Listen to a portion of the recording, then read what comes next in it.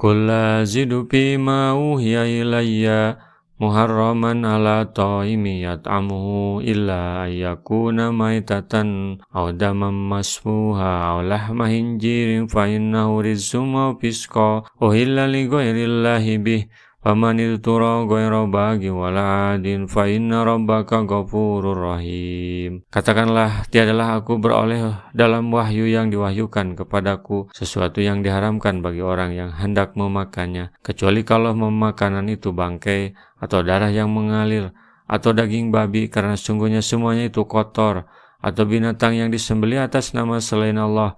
Barang siapa yang dalam keadaan terpaksa, sedangkan dia tidak dalam keadaan memberontak dan tidak pula melampaui batas, sesungguhnya Tuhanmu Maha Pengampun lagi Maha Penyayang. Allah berfirman, memerintahkan kepada Nabi dan hambanya, hai Muhammad, kepada mereka yang mengharamkan apa yang direzekikan oleh Allah kepada mereka dengan membuat-buat kedustaan terhadap Allah. Saya tidak menjumpai sesuatu pun dari apa yang diharamkan kalian itu sebagai sesuatu yang diharamkan, selain dari apa yang disebutkan berikut. Barang siapa dalam keadaan terpaksa memakan sesuatu dari yang diharamkan oleh Allah dalam ayat ini, sedangkan dia bukan dalam keadaan memberontak terhadap sultan, tidak pula mulai batas membekal jalan. Walalladzina hadu haramna kulladzi dzufri wa minal baqari wal ghanami haramna alaihim suhumahuma ila ma hamalat duhuruhuma awil hawaya aw mahtalata bi'admin dalika jajainahum bibaghihim wa inna lasadiqun. Dan kepada orang-orang Yahudi kami haramkan segala binatang yang berkuku, dan dari sapi dan domba kami haramkan atas mereka lemak dari kedua binatang itu selain lemak yang melekat di punggung keduanya, atau yang di perut besar dan usus, atau yang bercampur dengan tulang. Demikianlah kami hukum mereka disebabkan kedurhakaan mereka, dan sungguhnya kami adalah Maha benar. Kami telah mengharamkan kepada semua orang Yahudi semua hewan yang berkuku, yaitu hewan ternak dan burung selagi kukunya tidak terbelah, seperti unta, burung unta, angsa, dan bebek. Ibnu Juraij meriwayatkan dari Mujahid bahwa yang dimaksud ialah segala hewan yang berkuku, yaitu burung unta dan unta, kedua-duanya terbelah kukunya. Saya perawi bertanya kepada Al-Qasim Ibnu Abu Bazzah, apakah yang dimaksud dengan kedua-duanya terbelah kukunya? Al-Qasim berkata, setiap hewan yang jari jemari kakinya tidak terbelah. Semua jenis hewan yang terbelah boleh dimakan. Perawi bertanya, hewan ternak dan burung pipit mempunyai jari jemari kaki yang terbelah? Al-Qasim menjawab, orang-orang Yahudi memakannya. Al-Qasim berkata, sedangkan telapak unta tidak terbelah, tidak juga telapak kaki burung unta, demikian pula telapak kaki angsa.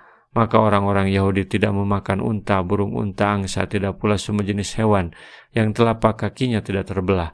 Dan orang-orang Yahudi tidak memakan kuda jebra. Fa in kadzabuka faqul rabbukum du rahmati wasi'ati wa la yuradu ba'suhu 'anil qaumil mujrimin. Maka jika mereka mendustakan kamu, katakanlah Tuhan kalian mempunyai rahmat yang luas, dan siksanya tidak dapat ditolak dari kaum yang berdosa. Jika engkau didustakan, hai Muhammad, oleh orang-orang yang menentangmu dari kalangan kaum musyrik dan orang-orang Yahudi, serta orang-orang yang serupa dengan mereka, maka katakanlah, Tuhan kalian mempunyai rahmat yang luas, dan siksanya tidak dapat ditolak dari kaum yang berdosa. Sayaqulul ladzina asraku law sa'allahu ma asrakna wala ba'una wala haramna min syai'in kadzalika kadzdzabal ladzina min qablihim hatta da'akum ba'sana qul hal indakum min ilmin fatukhrijuhu lana in tattabi'una illa dhanna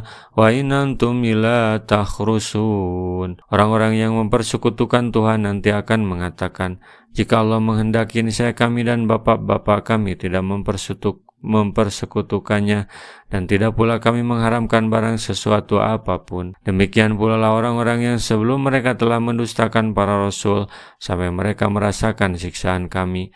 Katakanlah, adakah kalian mempunyai sesuatu pengetahuan sehingga dapat kalian mengemukakannya kepada kami? Kalian tidak mengikuti kecuali persangkaan belaka, dan kalian tidak lain hanya berdusta.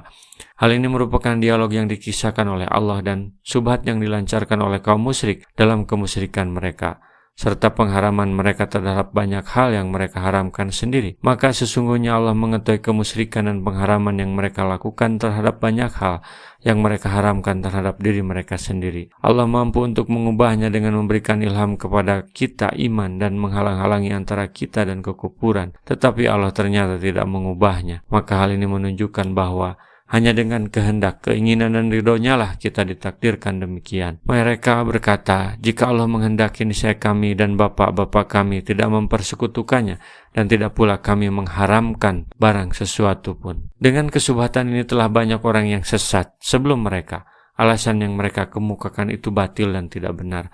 Karena seandainya alasan mereka benar, niscaya Allah tidak akan menimpakan kepada mereka azabnya dan tidak akan membinasakan mereka, serta tidak akan mengirimkan rasul-rasulnya kepada mereka secara silih berganti dan tidak akan menimpakan siksa yang pedih terhadap mereka yang musyrik. Jawablah mereka, memang kalian tahu bahwa Allah ridho kepada kalian sehubungan dengan perbuatan yang kalian lakukan itu, sehingga kalian memperlihatkan dan kalian jelaskan serta kalian kemukakan hal itu kepada kami. Sebenarnya kalian hanya menduga-duga saja dan berbohong dengan perkataan kalian itu. Qul falillahil huzzatul balighatu falau sya'ala hadakum ajmain. Katakanlah Allah mempunyai hujah yang jelas lagi kuat, maka jika Dia menghendaki pasti Dia memberi petunjuk kepada kalian semuanya. Allah mempunyai hikmah yang sempurna dan hujah yang jelas dan kuat dalam memberikan petunjuk kepada orang yang ditunjukinya dan menyesatkan orang yang disesatkannya.